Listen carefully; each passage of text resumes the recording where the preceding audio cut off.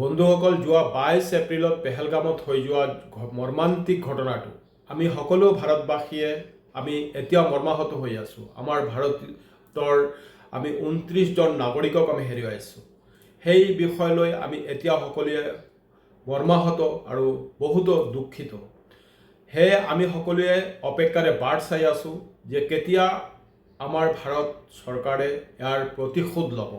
যিসকল উগ্ৰপন্থীয়ে পাকিস্তানৰ উগ্ৰপন্থীয়ে ভাৰতৰ ওপৰত এই মৰ্মাহত ঘটনাটো কৰিছে, সেইসকল উগ্ৰপন্থীক পৃথিৱীৰ পৰা নিঃশেষ কৰি দিব লাগে। সেয়া আমাৰ ভাৰত নহয়, সমগ্ৰ বিশ্বৰ সকলোৱে আমাৰ ভাৰতখনক ছাপোৰ্ট কৰিছে। সকলো বিশ্বৰ প্ৰতিটো দেশৰ মুৰব্বীয়ে আমাৰ ভাৰতখনৰ লগত আছে। সকলোৱে বিচাৰে উগ্ৰপন্থী পৃথিৱীৰ পৰা নিঃশেষ হৈ যাওক।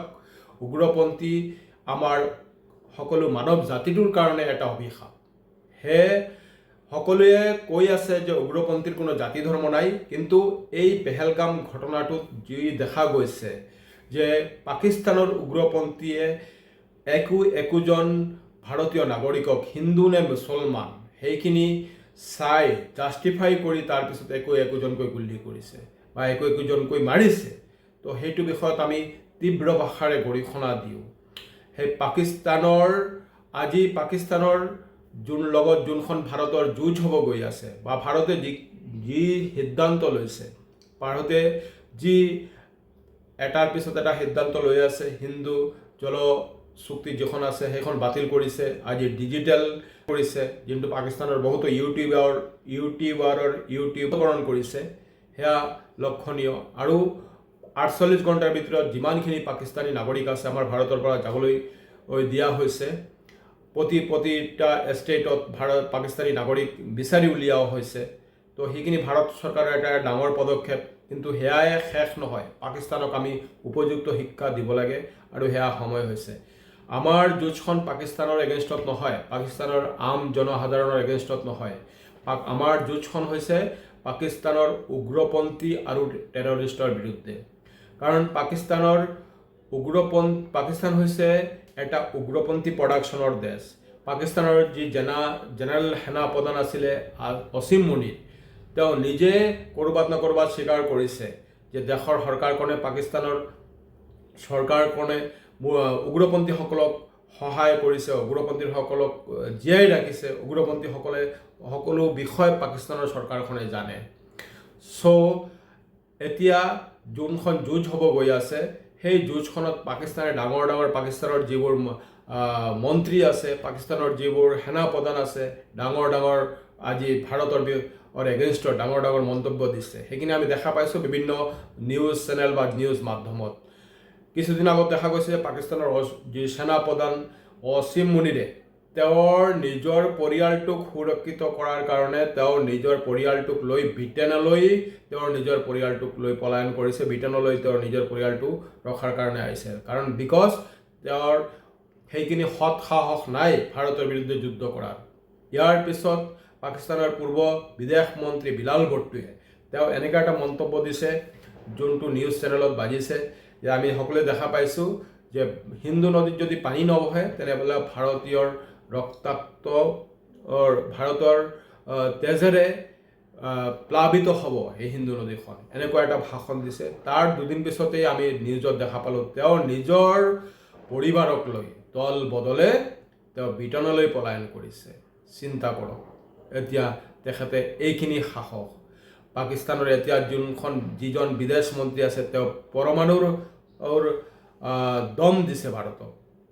আৰে ভাৰতবৰ্ষ এখন 140 কোটি জনতাৰ দেশ, তোমালোকে মাত্ৰ 25 কৰোৰ জনতাৰ এখন দেশ।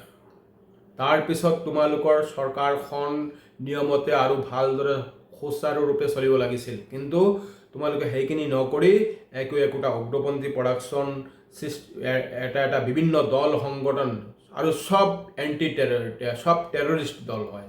সকলোৱে এটাই লক্ষ্য যে ভাৰতৰ ওপৰত এটাক কৰিব লাগে, ভাৰতক সদায় প্ৰেছাৰত ৰাখিব লাগে। আমি যদি ইতিহাস চাই আহোঁ, আজি সময় হৈছে সেইখিনি আমি প্ৰতিশোধ ল'বলৈ।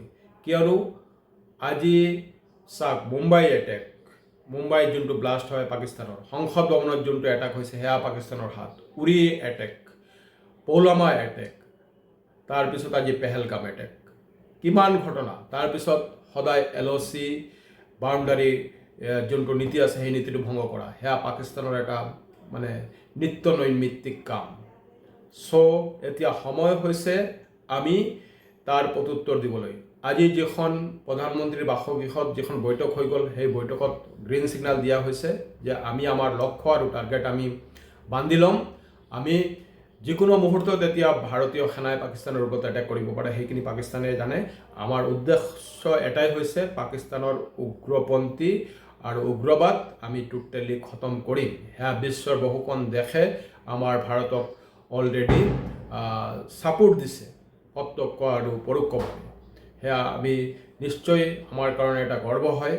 আমি সকলোৱে বাট চাই আছোঁ, আমাৰ চৰকাৰখনে সেয়া কৰক আৰু এই পাকিস্তানৰ চৰকাৰ আৰু উগ্ৰপন্থীসকলক সকীয়াই দিয়ক, যাতে তেখেতসকলে আৰু ভৱিষ্যতত এনেকুৱা নাৰকীয় কাণ্ড, এনেকুৱা জঘন্য কাণ্ড ভাৰতৰ ওপৰত যাতে নকৰে, ভাৰতৰ ওপৰত যাতে দৃষ্টি দি নাচায়। আজি আমি সেই যুদ্ধখন কৰিবলৈ গ'লে আমি নিশ্চয় কিবা হেৰুৱাম। নিশ্চয় সেই যুদ্ধখনত আমি কিবা পাবলৈ হ'লে কিবা আমি হেৰুৱাব লাগিব। হয়তো সেই যুদ্ধখনত আমাৰ কিছুমান সৈনিক হয়তো আমি আমাৰ মাজৰ পৰা হেৰুৱাই ল'ম, নিশ্চয় আমাৰ দুখ লাগিব। হয়তো যদি যুদ্ধখন এতিয়া কেনেকুৱা হয় আমি